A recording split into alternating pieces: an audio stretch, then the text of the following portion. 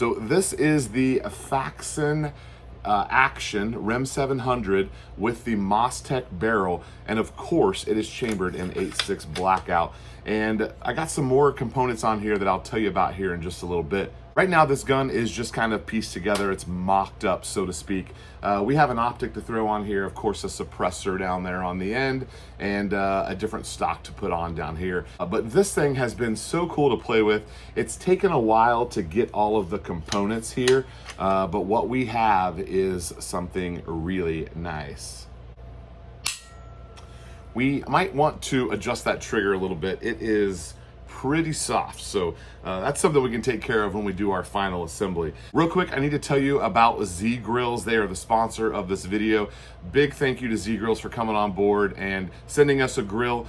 I have 100% enjoyed having a new smoker, and the Z Grills is just quite a bit better than what I had. When my Z Grills showed up, I was a little worried about putting it together. Sometimes those things are just a little problematic, and it was very clear to me from the unboxing, the assembly, and then putting it together and doing that first smoke in. During that whole process, I was almost reassured all along the way that this is a quality unit, it's way better than what I had, and that this was gonna provide lots of good smoking for us over the next several years. Right now, Z Grills has a crazy deal going on. More about that down below. Check them out. Okay, let's get this taken apart and put back together for real this time. We have a lot of people to thank for the assembly of this video.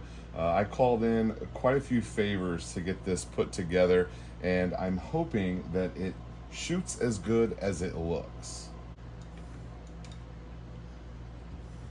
So this is the Timber Creek Outdoors Enforcer chassis. I've hooked up with Timber Creek at SHOT Show, spent some time in their booth, got to know those guys a little bit. I told them about this project. I asked them if I could use this chassis. They said yes, and they wanted to see it. Because it's a new chassis system and I don't know what I'm doing, I had to call in some favors from some people to make sure I was getting the right components to match. For example, given that it's a chassis, it doesn't need a bottom metal. It's kind of all built in here, which is great, makes it easier for someone like me. I also did not know the length of this until I actually got it here. And until I know the length of this chassis handguard, where it's gonna fall, it was difficult for me to tell Mostech how long of a barrel we needed. We also weren't 100% sure that the Faxon Action would fit in here. It is a REM 700, but who knows if those are all exactly the same. I don't have enough experience to just make that call on my own.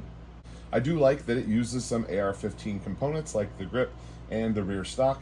Given that it is a screw-in buffer style there on the end, that just means that we have all sorts of aftermarket options that already fit AR-15s, and I could even move something from another platform. Down the road, this is going to be a pistol for now. This receiver is a pistol receiver, so for now, we have a pistol, but we also could run something else in this chassis and swap it to a better stock. Well, I think the Timber Creek is beautiful. This color is burnt bronze, and I decided to do a little bit of titanium and burnt bronze together just to give it a little bit of a different look. Lots of lightning and skeletization in this chassis. It really isn't very heavy at all.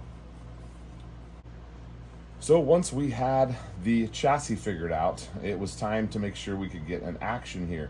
Now, the Action from Faxon has been a long time coming, and they did send this out to me. Thank you, Faxon. I'm gonna do you proud on this. I feel like I got a really good one. We're gonna go test fire and get this thing shooting, but I feel like it's got a nice, smooth action. I love the flame fluting. That's their brand style of fluting on there with the flame. I'm a big fan of it. I think it looks great. So far the Action feels really good, but we haven't shot it yet. Next, two more people to thank here. Mostech barrels. We have a 1 in 5 twist. This is my only 1 in 5 twist for the 8.6 blackout. 1 in 5 twist, and it is 11-ish inches long. Mostech guys got me on the phone. We put this in the chassis. They told me how to measure and what numbers they needed to make this barrel fit with our chassis. We ended up adding just a little bit to the end because I don't want my suppressor to come in contact with the handguard. I think the gap will be just fine. So I sent out my action. They spun us up a barrel. They also made us a 338 Spectre barrel at the same time. As for that, I think it looks awesome, and it's going to go great in this chassis. We'll really get to do some 8.6 testing now that we have a 1 in 5 and a 1 in 3. I would love to shoot the same bullet out of 2 guns side by side and get a group on those and see what it is. Howworks Ballistics likes the 1 in 5 for accuracy. The magic trick, obviously, of the 8.6 Blackout is that 1 in 3 twist. That's how Q designed it, and so this is a bit of a variation for that, but it's the only one we have like this. Our friends at Elfman Tactical, they make a really great trigger. It's pretty much the only trigger I'm running in AR-15s. I noticed that they have a RIM 700 trigger, so we have to give that a try. So far, we need to turn it up a little bit. It is a little too light for my liking, but a nice, crisp, clean break like the Elf trigger. And again, Faxon, this is the FX7 action. Very nice action. A couple of you guys are running these for 8.6 Blackout, but this is my first experience with it.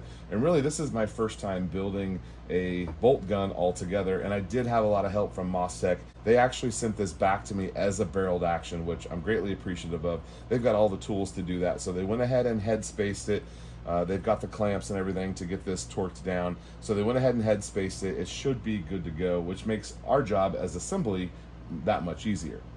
SB Tactical has this new SB4 pistol brace.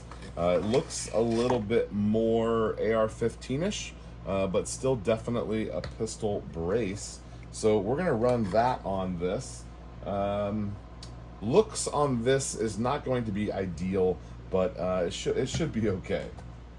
All right, so I guess it's go time. YouTube's not gonna let me show you how to put this together. We already did our trigger work, and shout out to Bending Ballistics. He ran me through how to put this trigger in here with the pins. I'd never done it before. It was much easier than I thought, but a little bit tricky when you're doing something like that for the first time. Oh my goodness. There it is. I don't even know what to say.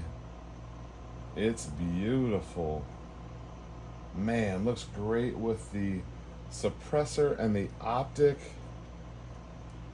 Oh, this is the same suppressor we've been using. I do have a Q pork chop on the way.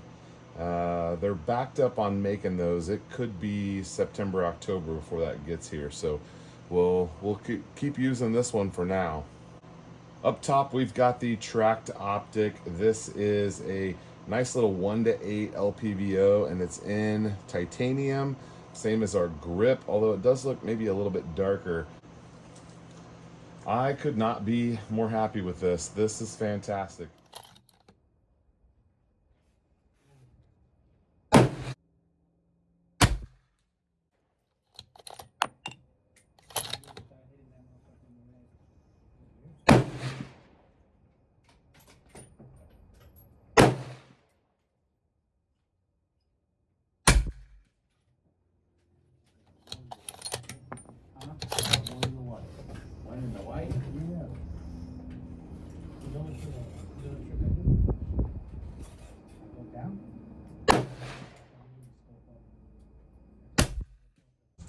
You hear it?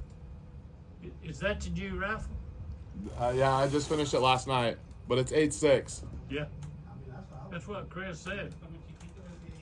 It's real. I've never. This is my first bolt action.